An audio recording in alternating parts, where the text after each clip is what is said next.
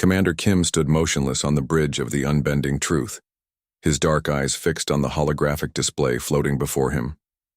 The soft blue glow illuminated his weathered face as he studied the translated text for the fifth time that cycle.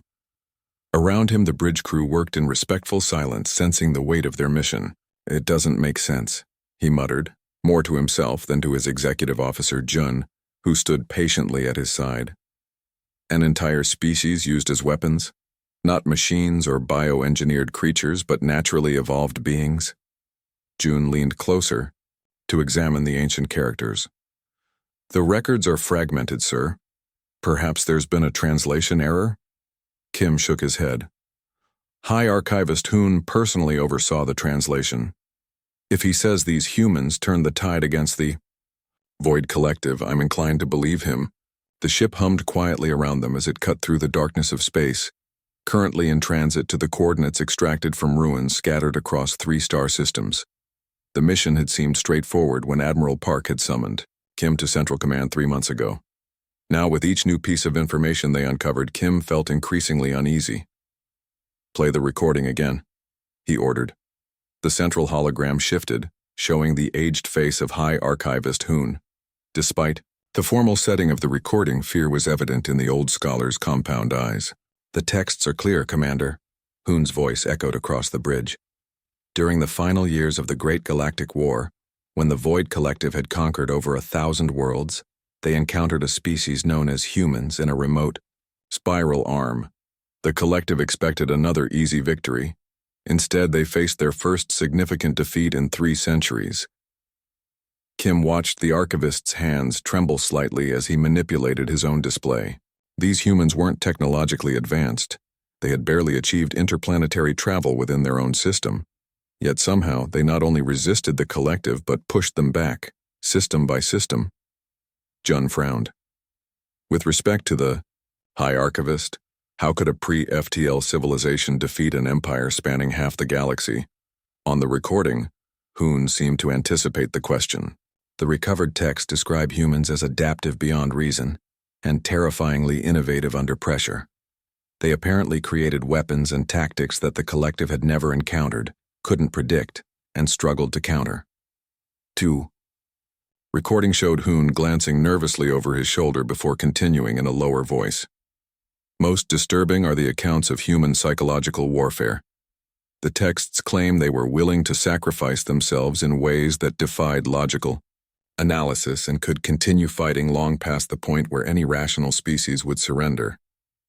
The Collective reportedly came to fear human prisoners more than armed soldiers."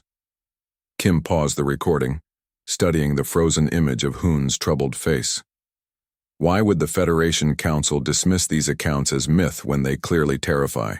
"Our leading historian? Politics," Jun replied simply. "Acknowledging these texts means admitting that the void splinter cells we've been fighting might not be the remnants of a defeated empire, but the advanced scouts of something returning. Something that was driven away once before by a weapon we don't possess." Kim nodded grimly. "And so we're sent on this wild chase to find evidence of a species that supposedly hasn't been seen in 50,000 years. He stepped closer to the galaxy map, where a single star pulsed softly among billions. "Set course for the Sol system, maximum speed." The navigator, Sue, looked up in surprise. "Sir, that's beyond our scheduled parameters. We were ordered to investigate the ruins on Helios Prime first." "The ruins can wait," Kim said firmly. "Every archaeological site we've visited points to Sol as the human home system. If we want answers, we go to the source." As the crew adjusted their course, Kim's second-in-command approached with a data pad. "Sir, I've been analyzing the weapon. Specifications mentioned in the Proxima Centauri texts. They don't make sense for a species at the technology level described." Kim took the pad, eyebrows rising as he scrolled through the information. "These aren't conventional weapons. They're biological adaptations, enhanced reflexes, adrenaline, response, pain suppression." "Exactly," Jun said quietly. "The texts don't describe the humans creating weapons. They describe the humans as the weapons themselves. Their bodies, their minds. They were somehow naturally equipped to fight in ways our species never evolved to." Kim handed back the pad, a chill running down his spine despite the bridge's regulated temperature. If these humans truly existed, and if there's any chance they still do? He left the thought unfinished as the stars outside the view screen blurred into streaks of light. The unbending truth accelerated toward the unknown, carrying its crew toward either humanity's cradle or its grave. And Commander Kim couldn't decide which possibility frightened him more, finding nothing but ruins, or discovering that the legendary weapons called humans still walked the stars. The unbending truth dropped out of faster-than-light travel with a gentle shudder, its massive hull reflecting the light of an ordinary yellow star. Commander Kim leaned forward in his command chair, eyes fixed on the main view screen as the Sol system came into view. "Scan all planets," he ordered, his voice steady despite the tension that had built during their 3-week journey. "Focus on the third planet from the star. According to the ancient texts, that's where we'll find evidence of humans." The bridge crew worked silently at their stations, only the soft beeping of computers filling the air. Dr. Lee, the ship's chief xenobiologist, joined Kim at the view screen, her usually calm demeanor disrupted by visible excitement. "Commander, preliminary scans show signs of an advanced civilization on the third planet, but..." She hesitated, frowning at her data pad. "But what, Doctor?" Kim prompted. "There are no active power signatures, no detectable transmissions. The planet shows significant atmospheric damage, radiation hotspots, and what appear to be the remnants of massive cities. Whatever civilization existed there is long gone." Kim's shoulders tensed. "Take us into orbit. I want detailed scans of every continent." As the ship moved closer to the blue-green world, the evidence of destruction became clearer. Vast areas of what must have been cities lay in ruins. Oceans had risen to swallow coastal regions. Parts of the planet appeared scorched, while others were covered in unnaturally uniform vegetation, the result of engineered recovery after some disaster. "It's as if they destroyed themselves," whispered June, studying the sensor readings over an operator's shoulder.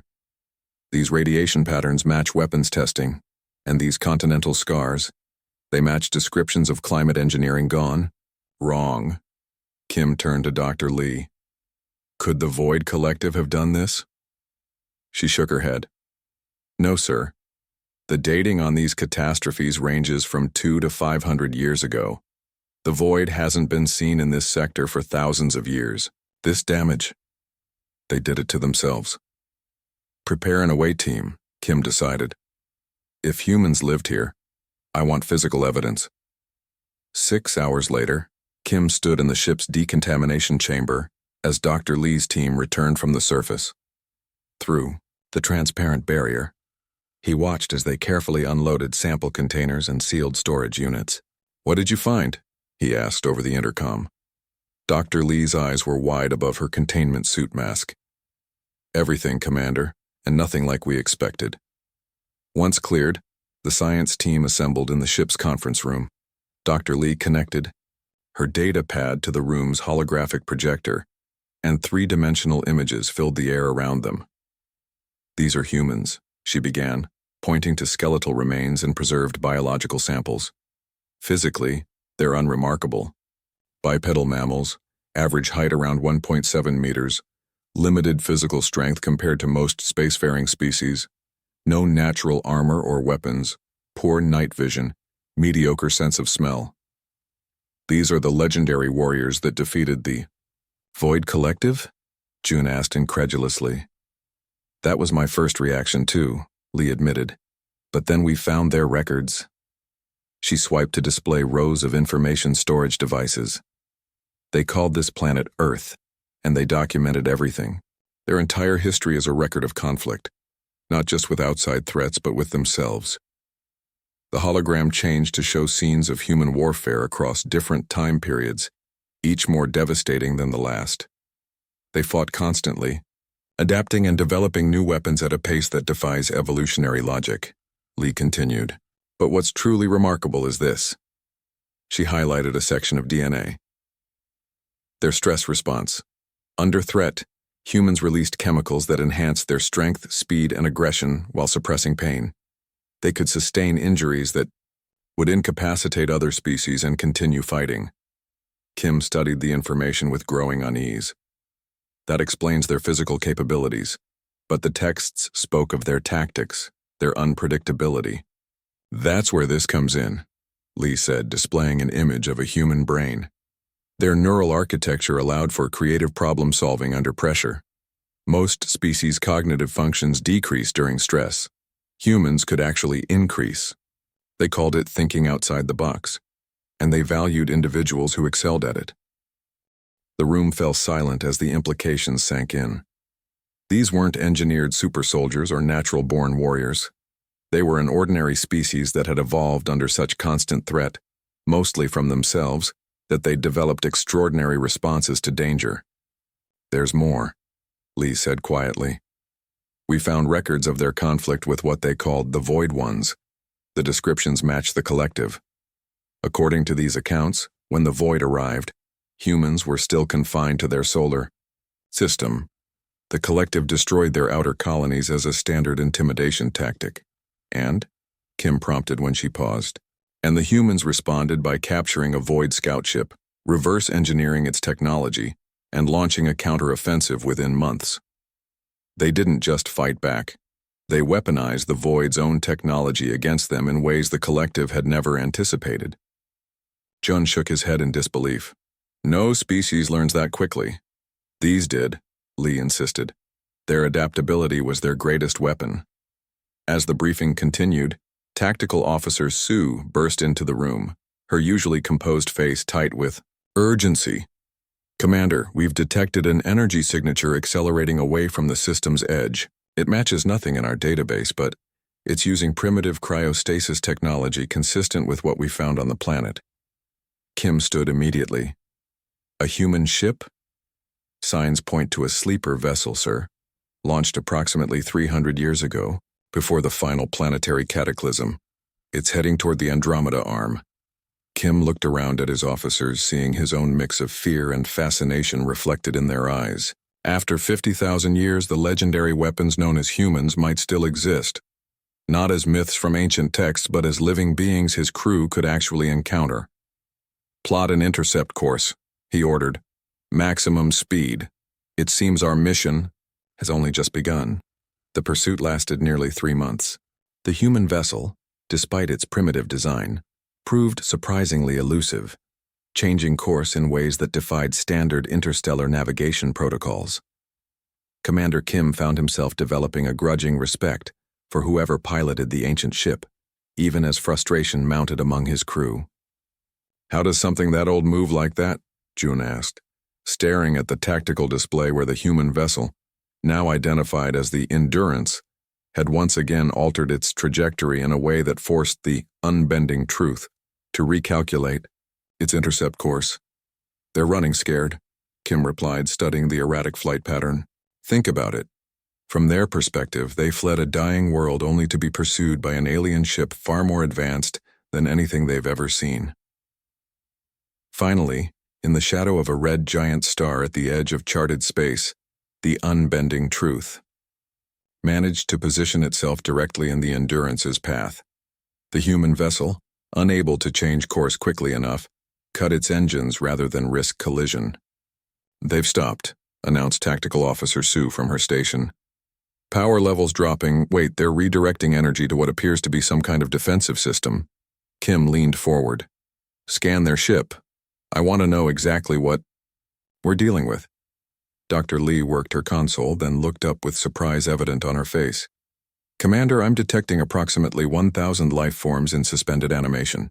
Their vital signs match the human biological samples we collected from Earth. But they're not warriors or soldiers. These are scientists, engineers, medical professionals, and children. Nearly 300 children." The bridge fell silent. After weeks of pursuit, after all the ancient texts describing humans as the most fearsome adversaries the Void Collective ever faced, they'd found not an army but refugees. Civilians fleeing a doomed world. "Open a communication channel," Kim ordered. "Let's see if they'll talk to us."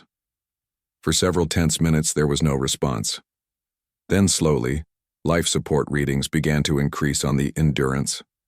Someone's Waking up, Dr. Lee reported. The main view screen flickered, and for the first time in recorded Federation history, a living human appeared before alien eyes. She was a small woman with dark hair pulled back severely from her face, eyes narrowed with suspicion but without visible fear. Kim noted the way she held herself, shoulders back, chin raised, a stance of dignity despite facing an unknown entity in the depths of space. "This is Captain Song of the Earth vessel, Endurance," she said in a clear voice. "You've been following us for months. What do you want?" Kim stepped forward, conscious that he represented not just his ship, but the entire Celestial Federation in this historic moment. "I am Commander Kim of the Federation starship Unbending Truth. We mean you no harm. We've been searching for your kind for a long time." Captain Song's expression didn't change. "Our kind? You know what we are?" "You are human," Kim said simply. "The last of your species, from what we've discovered." Something flashed across Song's face, grief perhaps, or anger, but it was quickly controlled. "Not the last. The best. Every person aboard this ship was chosen for their knowledge, skills, and genetic diversity. We carry the seeds of a new human civilization." "May I ask where you're going?" Kim inquired. "Away," Song replied flatly. "Earth became uninhabitable. Our solar system's resources were depleted. We launched with enough supplies to sustain 1,000 people in cryosleep for 500 years if necessary. Searching for a suitable planet." Kim glanced at Dr. Lee, who nodded confirmation. The Endurance's design matched this explanation. These weren't warriors on a mission of conquest. They were survivors seeking a home. "Captain Song, with your permission, I'd like to send a diplomatic team to your ship. There is much our peoples could learn from each other." After a moment's hesitation, Song agreed, though she insisted on limiting the initial meeting to the Gear Endurance's command deck with only her senior officers present. 2 hours later, Kim stood in the ancient ship's conference room with Dr. Lee and diplomatic officer Han. The room felt strange, designed for human proportions and aesthetics, with images of Earth displayed prominently on the walls. 5 humans sat across from them, all showing signs of recent cryogenic revival: slightly bluish lips, dilated pupils, tremors in their extremities. "Let me understand this correctly," Song said after Kim explained their mission. "Your people have been searching for humans because ancient texts describe us as weapons? The records indicate your species once defeated the Void Collective," Han explained gently. "A threat that's beginning to resurface in our time." A tall human with weathered skin and gray streaks in his black hair, introduced as Chief Engineer Choi, laughed without humor. "So you tracked us down hoping to find super soldiers, and instead you got a ship full of academics and children." "We're not warriors," added Medical Officer Jin, the youngest of their group. "Our mission was preservation, not combat." Kim was about to respond when alarms suddenly blared throughout both ships. Officer Su's voice came through his communicator. "Commander, a Void scout ship just dropped out of hyperspace. They're charging weapons." Captain Song's team moved with startling speed, all signs of cryosleep fatigue vanishing. Without being asked, Engineer Choi pulled up the Endurance's sensor readings, sharing them with the Unbending Truth's systems. "Your shield configuration is vulnerable along these junction points," he said, highlighting sections of Kim's ship with practiced ease. "And your weapon targeting system has a predictable pattern. The Void will exploit that." Kim stared in amazement as the humans, supposedly non-warriors, instantly transformed before his eyes. Song was already pulling up tactical displays. Jin was analyzing the Void ship's structure for potential weaknesses, and their science officer Park was suggesting modifications to the Federation ship's sensors to better track the enemy vessel. "How did you—" Kim began. "Earth's history wasn't peaceful," Song interrupted. "We all received basic tactical training. It's part of our survival education." "Basic?" Han whispered to Kim. "They're identifying vulnerabilities in our systems that our own military engineers missed during construction." As they rushed back to the Unbending Truth, Kim found himself reevaluating everything he thought he knew about humans. These weren't the bloodthirsty warriors of legend, true, but in the face of danger they had instantly shifted from peaceful diplomats to tactical advisors without hesitation or panic. Perhaps the ancient texts weren't exaggerating after all. Perhaps the true power of humans wasn't their capacity for violence, but their extraordinary ability to adapt to any situation, even helping aliens they'd just met fight against an enemy they barely understood. And as the Void Scout ship opened fire, Kim couldn't help but wonder what other surprises these remarkable survivors might have in store. The emergency meeting of the Celestial Federation Council stretched into its 5th hour. Commander Kim stood at attention before the semicircular table, where 13 representatives from the Federation's founding species regarded him with expressions ranging from fascination to barely concealed horror. "Let me understand this correctly," said Counselor Han, her delicate features tightened with concern. "You've brought 1,000 humans, the same creatures described in the ancient texts as living weapons, to our central hub world?" "With respect, Counselor," Kim replied. "They're refugees, the last survivors of a dead planet. Refugees who helped you destroy a Void Scout ship using tactics our military has never considered," countered Counselor Min, the Federation's defense minister. His scaled skin flushed dark green with agitation. "Tactics that, according to your report, they developed within minutes of learning about our technology." Kim had expected resistance, but the fear underlying the Council's questions surprised him. These weren't just political concerns. Many of the counselors seemed genuinely terrified by the humans' presence. "They saved my ship and crew," Kim stated, firmly. "The humans recognized weaknesses in void shield configurations that our sensors couldn't detect. Captain Song's suggestion to use our own engine emissions as a targeting screen was unconventional but effective." "Unconventional?" Counselor Min shook his head in disbelief. "It was borderline suicidal. Your chief engineer's report indicates that miscalculation by even 2% would have caused catastrophic damage to your own vessel. The humans call it calculated risk," Kim explained. "They've evolved to make rapid decisions under pressure, weighing potential losses against gains." The council chamber doors slid open, and Dr. Lee entered with Captain Song at her side. The human woman walked with confident grace, despite being surrounded by alien architecture and technology. She wore a simple Federation-provided jumpsuit, her dark hair now loose around her shoulders, but her presence commanded attention immediately.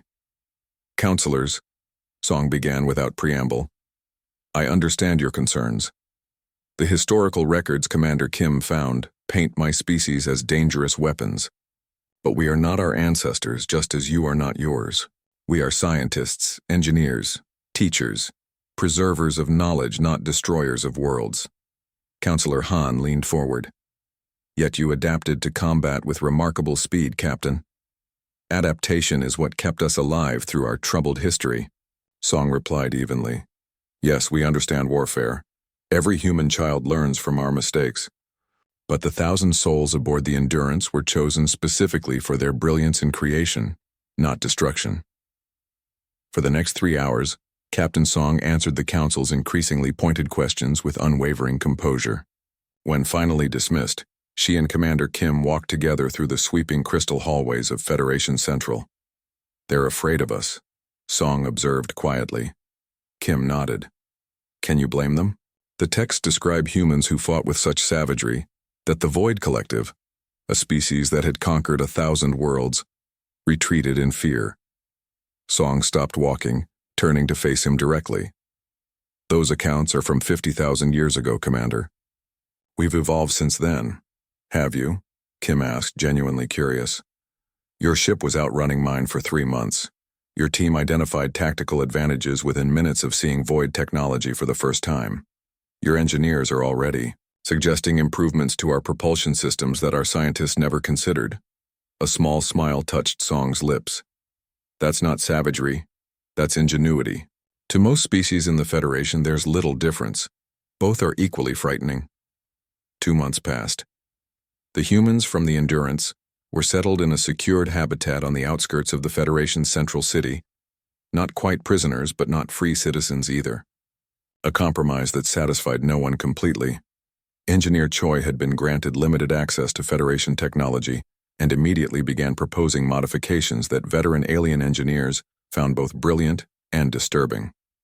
Dr. Jin established medical protocols for treating human patients that required half the resources of standard Federation procedures, and young human children, released from cryo-sleep into a world of aliens and wonders, learned the Federation's common language in weeks rather than the expected months.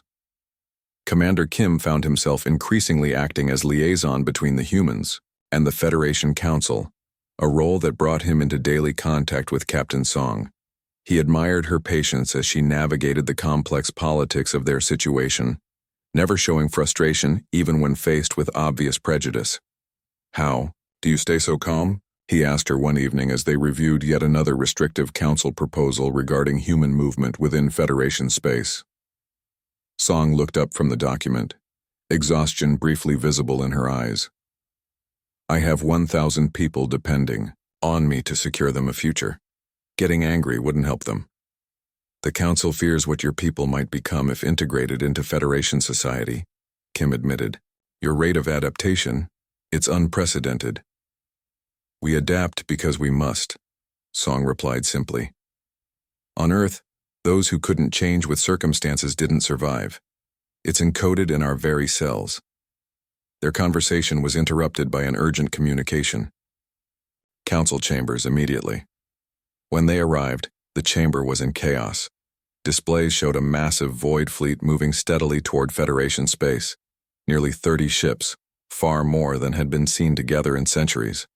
"Our deep space outposts have fallen silent," Counselor Min was saying, his normal composure shattered. "Projections indicate they'll reach our outer colonies within 2 weeks. Our defense forces are assembling, but—" He trailed off, the implication clear. They were outnumbered and outgunned. All eyes turned to Song. "You want our help?" she stated, not a question. "Your people once defeated them," Counselor Han said quietly.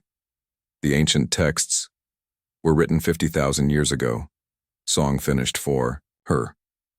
"About ancestors we know only through fragmented historical records." She paused, surveying the desperate faces around her. "But yes, we'll help." Within days, the humans were fully integrated into Federation defense planning.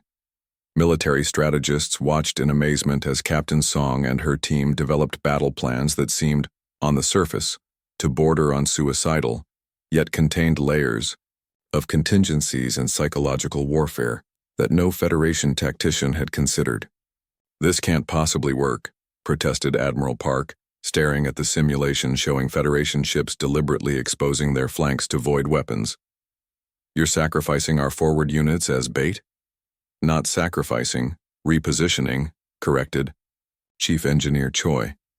"The void thinks in straight lines, direct confrontation. They won't expect us to concentrate fire from positions of apparent weakness. And here," added Science Officer Park, highlighting a section of the tactical display, "we've identified a communication frequency that causes disruption in their navigational systems, not enough to disable them completely, but enough to create confusion at a critical moment." Admiral Park shook his head in disbelief. "How did you determine this? You've had access to our technology for mere months." The humans exchanged glances before Song answered. "We didn't just learn your technology, Admiral. We saw how it could be better." As preparations accelerated, Kim observed the humans with growing understanding. Their threat wasn't their capacity for violence. It was their unparalleled ability to master whatever they encountered, not just using it but improving upon it in ways its creators never imagined. The legendary weapon wasn't human aggression.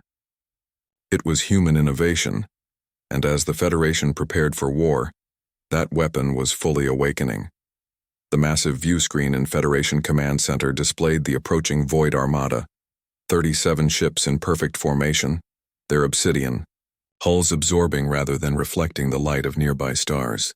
Commander Kim stood among the Federation's highest military leaders, all watching in tense silence as the enemy closed in on their position. "They've ignored our hailing frequencies," reported Communications Officer Yoon. "Standard Void protocol. They never negotiate before the first strike," Admiral Park nodded grimly.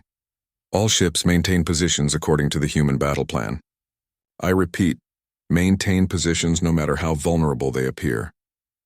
Throughout the command center, Kim could sense the doubt radiating from veteran officers. The formation Captain Song had designed seemed to expose critical Federation weaknesses. Several battle groups appeared to be completely undefended, while others clustered in patterns that defied conventional tactics. If the plan failed, the heart of the Federation would fall within hours. They're charging weapons, Tactical Officer, Sue announced, her voice steady despite the stakes. Kim glanced toward the elevated platform where Captain Song stood with her team of human advisors. Their faces showed no fear, only intense concentration as they monitored the incoming data. Engineer Choi worked furiously at his console while Science Officer Park whispered observations to Song, who nodded without taking her eyes from the display. First wave approaching firing range in 30 seconds, warned Sue. At Admiral Park's hand hesitated over the command to initiate conventional defensive protocols. Song noticed. Trust us, Admiral, she said quietly. Just a little longer. As the void ships closed to firing range, they suddenly altered their perfect formation, exactly as Song had predicted. Rather than spreading out to surround the seemingly vulnerable Federation fleet, they concentrated their approach, focusing overwhelming firepower toward what appeared to be the weakest point in the defensive line. Now, Song said simply. Admiral Park gave the order, and across the battlefield, Federation ships simultaneously activated the modifications the humans had designed. What had appeared to be vulnerable flanks revealed concealed weapon arrays. Ships that seemed isolated formed energy corridors between them, channeling power in ways the Federation had never attempted before. And most remarkably, the Central Federation cruisers redirected their shield configurations, not to protect themselves, but to create a reflective barrier that turned the Void's initial energy barrage back toward its source. The command center erupted in shouts of disbelief as the first wave of Void ships faltered, their perfect formation disrupted by unexpected resistance. It's working, exclaimed Jun, who had been skeptical of the human strategy from the beginning. That was just Phase 1, Engineer Choi called out, not looking up from his calculations. They'll adapt quickly. He was right. The Void fleet recovered with unsettling speed, reorganizing into a secondary attack pattern. Their second assault was more cautious, probing different sections of the Federation defense for weaknesses. Phase 2 on my mark, Song instructed, watching the Void movements carefully. When their largest battleship moved into position, she nodded to Science Officer Park. Now. Throughout the Federation fleet, ships activated the communication disruptors the humans had designed. They broadcast precisely calculated frequencies that interfered with Void navigational systems, not enough to disable them completely, but enough to create moments of confusion and delay.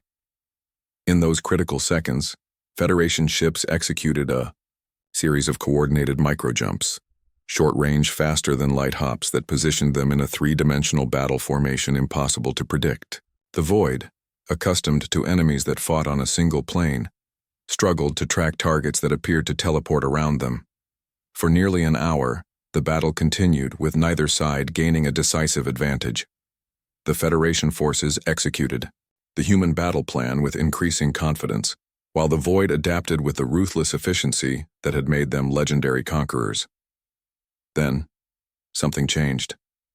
A massive Void command ship emerged from hyperspace behind the main fleet, a dreadnought 3 times the size of anything they'd faced so far.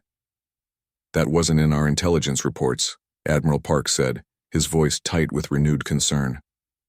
Kim watched Song's expression darken as she studied the new arrival. No, it wasn't, she agreed. And our current strategy won't be enough against that level of firepower. The command center fell silent as the implications became clear. The carefully crafted human battle plan, which had been holding the Void at bay, would fail against this new threat. We need something they can't anticipate, Song said, turning to her team. Something no one would expect us to do. Engineer Choi looked up from his console, a dangerous light in his eyes. The star, he said simply. Song nodded, and the humans huddled together, speaking rapidly in their native language as they developed a new plan. When they turned back to the Federation command staff, their proposal left the aliens speechless. "You want to use the star itself as a weapon?" Admiral Park asked incredulously. "That's not just dangerous, it's impossible." "Not impossible," Engineer Choi corrected. "Just never attempted. Your defensive arrays can be reconfigured to create a gravitational lens that would direct a controlled solar flare precisely at the Void Fleet, while sparing our own ships," added Science Officer Park. "The mathematics work. The timing would need to be perfect," Song acknowledged. "We'd have minutes, maybe seconds, to get our fleet outside the flare path once it's triggered." Admiral Park shook his head. "The risk is calculated," Song interrupted firmly, "like all human decisions." As the debate raged, Kim noticed something curious. The Federation officers who had worked most closely with the humans during the past months weren't arguing against the plan. They were already running simulations, testing the human calculations, preparing for implementation. They had seen firsthand what humans could accomplish when facing impossible odds. They had learned to trust not just human courage, but human certainty. Finally, Admiral Park relented. "Begin reconfiguration of the defensive arrays." What followed was a masterpiece of coordination. Federation ships moved into precise positions around the star while continuing to engage the Void Fleet. Engineer Choi worked directly with Federation scientists to modify their defensive technology for a purpose its designers had never imagined. And Captain Song, standing calmly at the center of the storm, directed it all with quiet authority. When the moment came, it happened with breathtaking speed. The reconfigured arrays activated, establishing an invisible corridor of gravitational force that reached from the star's surface toward the heart of the Void Fleet. For several seconds, nothing appeared to happen. Then, the star responded. Massive flare of plasma erupted from its surface, following the gravitational pathway created by the arrays. It surged through space like a living thing, a river of starfire that illuminated the darkness between worlds. "All ships, execute emergency jump now," Song ordered.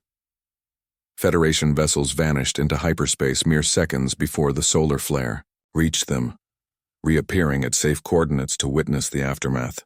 The Void Fleet, caught completely unprepared for a weapon of such magnitude, was engulfed in stellar fire.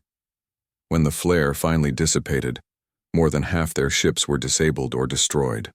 The survivors, including the massive dreadnought, immediately retreated into hyperspace. In the Federation Command Center, stunned silence gave way to jubilant celebration. The impossible had been achieved. The void had been defeated, driven back just as the ancient texts had described. Commander Kim made his way through the crowds to where Captain Song stood with her team, watching the tactical display with quiet satisfaction. "That's why they feared you," Kim said softly. "Not because you're violent or aggressive, but because you think of solutions no one else would consider possible." Song smiled, a genuine expression of relief and pride. "It's what humans do best. We refuse to accept limitations." In the days that followed, the Federation Council unanimously voted to grant the humans full citizenship and freedom to settle on any world of their choosing. The refugees of the Endurance, once viewed with suspicion and fear, were now celebrated as saviors. Commander Kim found Captain Song on an observation deck, watching her people integrate with the diverse species of the Federation. Human children played alongside alien youngsters, while adults engaged in animated conversations about science, art, and history.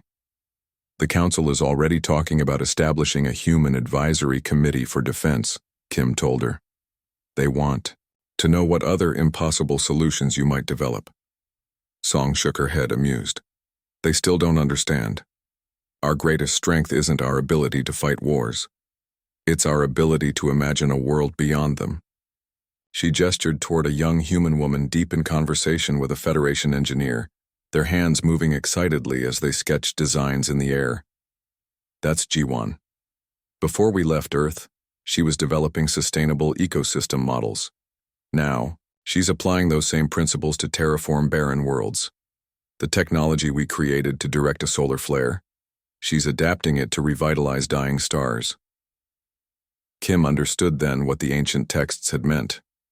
Humans weren't weapons because they were designed for war. They were weapons because they refused to accept defeat, in battle, in science, in the face of extinction itself. "What will you do now?" he asked. Song looked out at the stars, no longer distant points of light to be observed from a dying Earth, but destinations within reach. "Everything," she said simply. "We're just getting started." Across Void territory, the news spread through encrypted channels. The humans had returned to the stars, and the galaxy would never be the same.